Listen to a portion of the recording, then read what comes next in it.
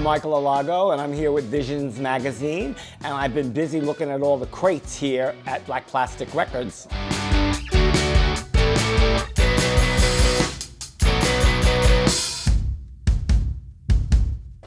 As a young boy growing up in Brooklyn, and I have to say this to you, I listened to all kinds of music. And I listened to all kinds of music because I had a little transistor radio, and that transistor radio on AM radio played everything from Aretha Franklin to Todd Rundgren, because they had no format, which was a beautiful thing because you heard and learned about all kinds of music.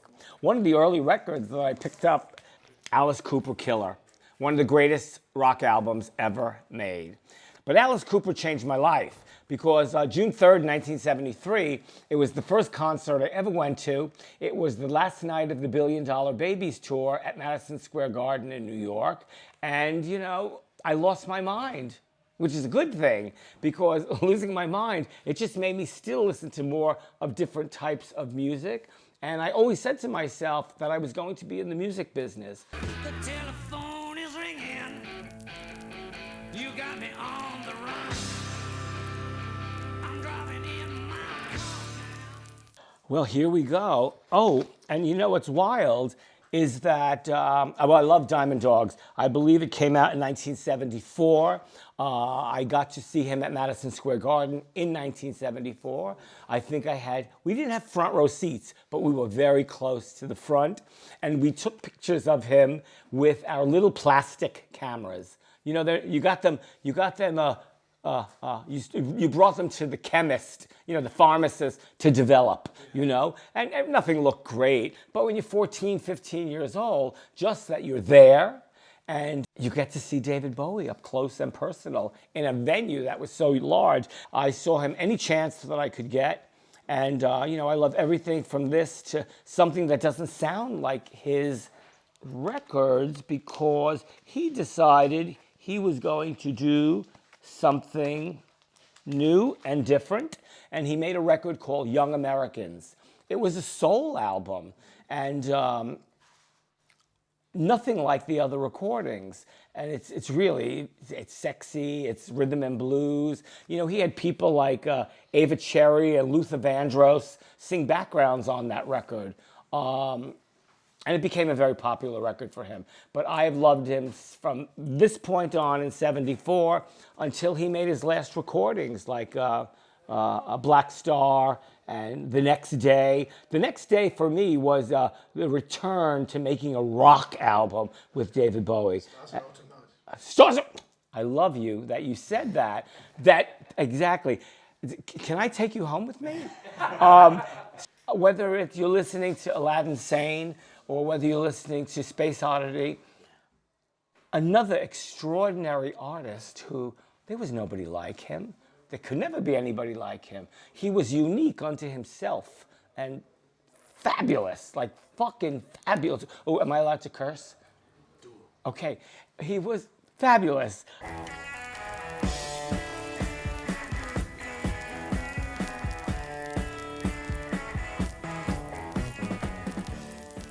I'm so happy that you're doing this interview because growing up and right this minute in time, I listen to everything. And the nerve of Black Plastic, is that what they're called? The nerve of the record store.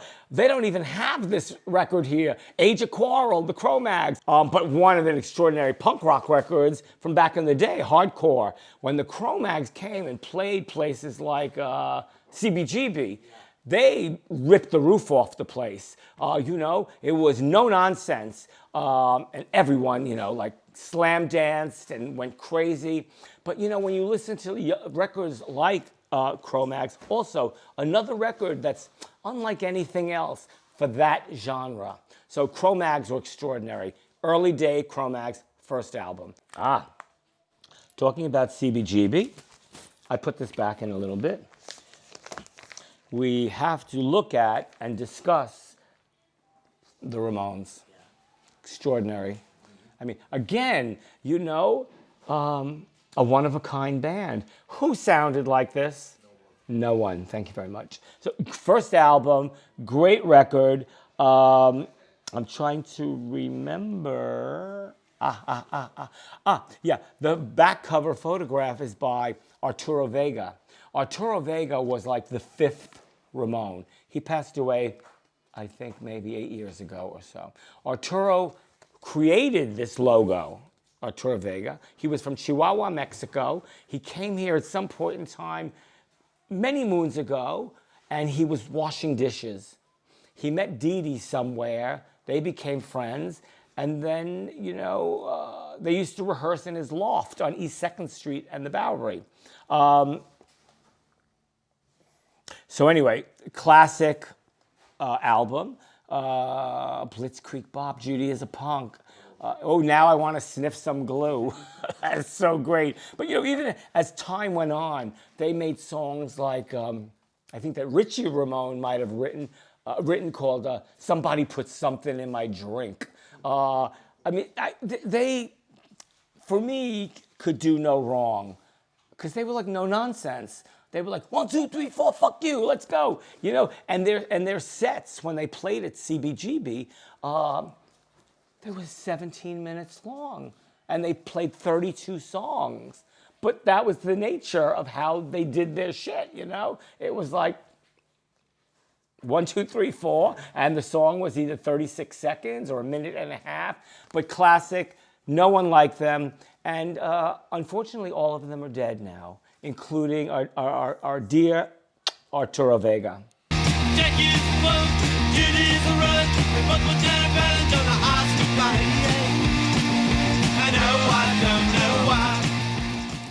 Well, we can certainly talk about Nina Simone. Nina Simone was my favorite artist of all time. She could do no wrong in my book. I knew her for 18 years, and she made me crazy.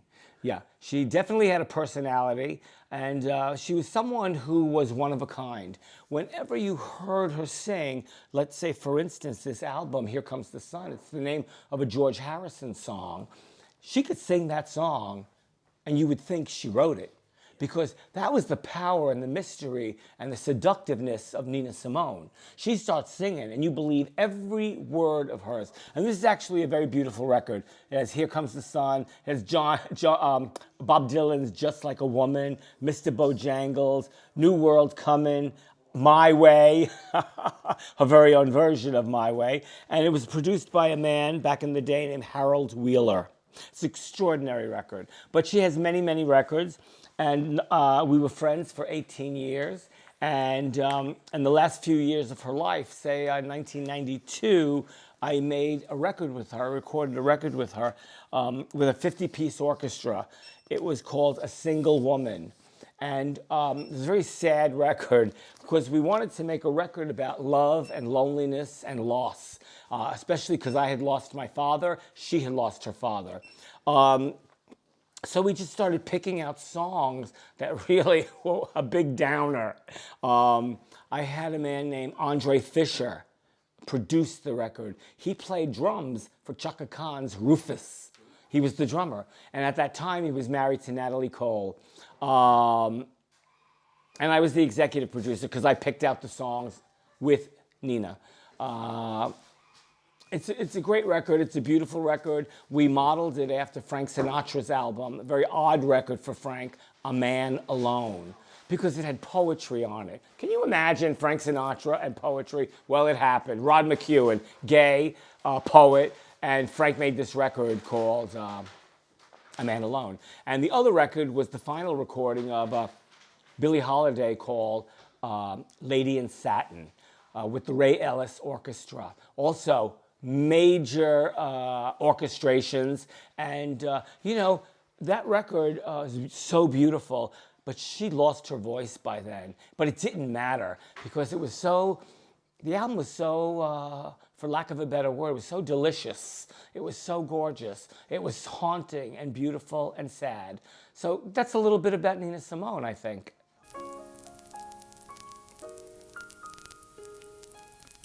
Here comes the sun, little darling. Here comes. I'm walking around the record store just looking at albums and stuff, and out of the blue, I came out on this great From Sea to Shining Sea, Johnny Cash record. This has nothing to do with my career. This has nothing to do with my career. But I love Johnny Cash. I happened to find it in the bin, so I'm going to take this home with me. Right. I think it's time we talk about Metallica. First two albums. We're also talking about Metallica because now I'm bringing you into my life where it's 1983. We go from the 70s to the 80s. It's 1983, and I start work at Elektra Records.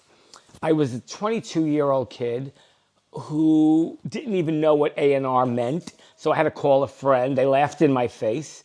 They said, Michael, artist and repertoire. Oh, yes, okay, thank you. After that, I really was, for 25 years, I was a very hard worker. That almost killed me in all of that, but because I drank a lot, I drugged a lot, I was HIV positive, and I was a mess. But anyway, and I have an assistant, her name is Tony, and we would get magazines from all our favorite cities. Because remember, it's in 83, you don't have like the internet and all that shit. We buy every music magazine from Toronto, Montreal, Dallas, Austin, Detroit, Los Angeles, San Francisco, and we would cut out all the music sections. And we would look for all young artists who were unsigned. So that's how we did our digging. And then once people knew I was an A&R person, managers, lawyers, publishers started coming to my office and wanted me to listen to their demo tapes, which I did. I became friends with a man who passed away named Johnny Z. He ran a little music company called Megaforce Records. Him and his wife, Marcia. God rest their soul. They both... Metallica, right? What? They discovered. They did discover, yes. People get crazy when I use discover and signed. So anyway, John became a dear friend of mine. They were really a small record label that had hardly any money. So we became colleagues fast. He wanted to know if he could come to my office and play me some music. So he had 3 records I think he played me. Kill 'Em All by Metallica, the first Anthrax record, and the first Raven album.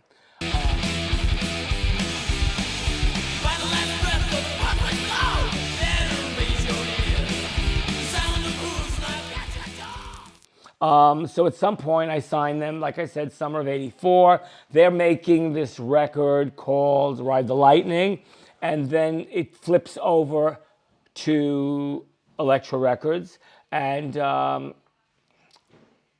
they finished this record for us. They are getting ready to go on the road. We spent lots of money to put them on the road. And, from Kill 'Em All to Ride the Lightning is very different. It's almost like they matured so much because the songs, the arrangements were just so different from each other. But it's an extraordinary record. Fight Fire at Fire, Ride the Lightning, For Whom the Bell Tolls. Everything on here for Metallica fans is a classic, 2 days ago, I saw them twice in Frankfurt, and they play 80,000 seaters now. They don't play like 3,000 seaters, and it's extraordinary that over the years, they've just gotten better and better. Some people wanted to say to me, well, they should keep making records like Master of Puppets, Kill 'Em All, and Ride the Lightning. But you can't do that as an artist. You could do that, but it doesn't help you grow because they all knew what they wanted to do. They didn't want to help from me. They didn't want to help from the label. I just kind of like licked them over, but they wanted to be in the studio alone. And, it's scary when you're spending a lot of money on a new artist, but that's okay, And they just got better and better. And even when people say, Saint Anger is a bad record, what happened to Jason's bass on And Justice for All? Load and Reload. All right, listen, not everything is going to be a favorite Metallica album, but they're extraordinary. But then, you get to the Black Album. Game changer. Doesn't sound like any other Metallica record. And even when one says it's a commercial album, it is that. But it's still hard. It's still Metallica with extraordinary material on it. And like I said, they just keep growing and growing as artists. And because they've done that, look at the size venues that they play these days. Extraordinary. One of my favorite bands ever.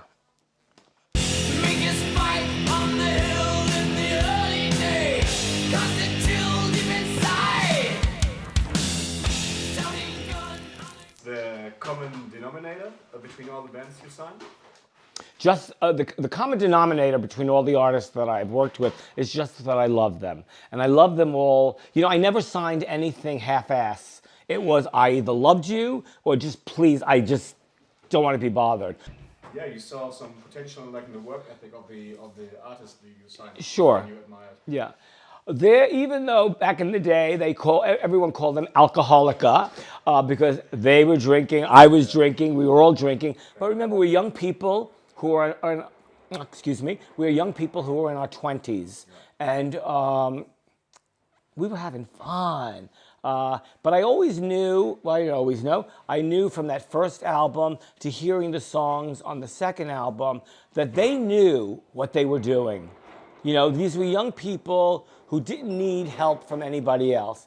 And because I knew that, I allowed them to just make those records on their own in the studio. And about 3/4 of the way through, Lars would send me unfinished DATs, and I would hear the music, and I thought, wow, the maturity from one album to second album to the third album is right on. And so I just always felt, don't bother them. Tell me when you're going into the studio. We'll write the checks, and you just have to keep playing me stuff as you're going along so I know what's going on. You know, I always had to be clear to the record company when we would have our marketing meetings every Wednesday. People would say, okay, so what's happening with Metallica now? And I would have to explain myself. Do you still think the music business works like that? Or what's No, it doesn't work like that. You know, that's why I left the music business officially in 2005, because I felt by then people weren't buying records like they used to. So, you know, and now, never mind in 2026, if young artists are trying to go on the road, they go on the road and they have to sell merchandise and they sell their CDs and their stickers and stuff because people just unfortunately don't buy records like they used to. It's tough out there. But I think with young artists, if you're dedicated to your craft, you just got to do it. It may be tough, but you just got to do it. And, you know, I always tell them that sometimes you never know for you as an unsigned artist who's out in that audience. People like me. No, true, young, you know, A&R. You don't know who's out there. So you do your best when you're on that stage. Be no nonsense, and then one person is going to sign you if you're that good to begin with. So is that your advice to the young bands? Be dedicated to your craft. Go out there, try to write material that has universal appeal so that when people listen to the music, they understand the songs that you're singing about. And you got to cross your fingers and hope the moon is right that somebody's going to be out there and that you're going to make that kind of impression. Or maybe you want to stay an independent artist, but if you can get out there and open up for bigger artists on tour and you're that good, people are just going to know that. Do you know what I mean? People are just going to know that. It's like with the Cro-Mags. They've always been one of my favorite hardcore bands. I was going to sign them at one point in time, but working for a major corporation, I'd be the only one who gave a shit about the Cro-Mags. You think the head of marketing and, you know, radio and all that were going to be excited the way I was excited? No. The people who worked for Elektra, they were good people, but they were corporate. So, you know, at one point, I had to just say, John, I can't sign the band. I love you. I'm going to continue to love you. I'm going to come to all your concerts wherever I can and just keep doing what you're doing. So I guess at one point when Age of Quarrel came out, you know, it came out on Profile Records, and that was where they were supposed to be, on a totally independent record, on a totally independent label that had great distribution, and, you know, life goes on. Thank you very much for having me. I totally appreciate it. It was fun and exciting. Okay, great. Yay.